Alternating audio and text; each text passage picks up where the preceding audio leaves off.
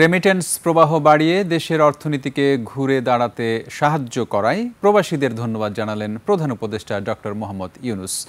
মঙ্গলবার রোমের এক হোটেলে প্রবাসী বাংলাদেশিদের সাথে মতবিনিময়ের সময় এ ধন্যবাদ জানান তিনি। দেশটিতে অবৈধ বাংলাদেশি অভিবাসীদের সমস্যার সমাধানের আশ্বাসও দেন প্রধান উপদেষ্টা। মেহেদী হাসানের রিপোর্ট। হাসিনা সরকারের লুটপাটে বিপর্যস্ত অর্থনীতি নিয়েই যাত্রা শুরু করেছিল অন্তর্বর্তী সরকার। সে সময় বৈদেশিক মুদ্রার অভাবে অনেক প্রতিষ্ঠানই এলসি খুলতে পারছিল না। বৈদেশিক লেনদেনের ভারসাম্য নেতিবাচক হওয়ায় ধারাবাহিকভাবে কমছিল ডলারের বিপরীতে টাকার মান। ফলে আমদানি নির্ভর পণ্যের মূল্যবৃদ্ধিতে মূল্যস্ফীতি 2 অঙ্ক ছাড়িয়েছিল। তবে এরপরই ধারাবাহিকভাবে বাড়তে থাকে প্রবাসীদের পাঠানো রেমিটেন্সের পরিমাণ।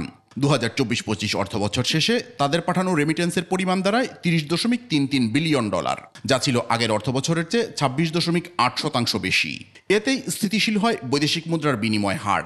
রিজার্ভ এখন বেড়ে দাঁড়িয়েছে $32 বিলিয়ন। রোমে প্রবাসীদের সঙ্গে মতবিনিময়ে প্রধান উপদেষ্টা বলেন, এ কৃতিত্ব প্রবাসীদের। এই রেমিটেন্স না হলে এই সরকার টিকে থাকা বড় মুশকিল হতো, যে কীভাবে এই সরকার চালাবে কী করে। এই আন্তর্জাতিক যে লেনদেনের অবস্থা কাহিল হয়ে গেছিল। এখন সেটার জন্য আপনাদের কাছে কৃতজ্ঞতা জানাচ্ছি। একদম জোরে একটা হাততালি দিয়ে সবার জন্য।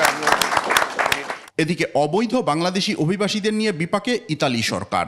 এর সমস্যা সমাধানেও আলোচনা হয়েছে। একটা তো হলে ভেজাল লোক ঢুকে গেছে, কাগজপত্র কিচ্ছু নাই, ভেজালের মধ্যে আছে। ওদেরকে কীভাবে সঠিক পথে নিয়ে আসা যায়, অর্থাৎ চেষ্টা হচ্ছে সমাধান করা, তাড়িয়ে দেওয়াটা সমাধান না।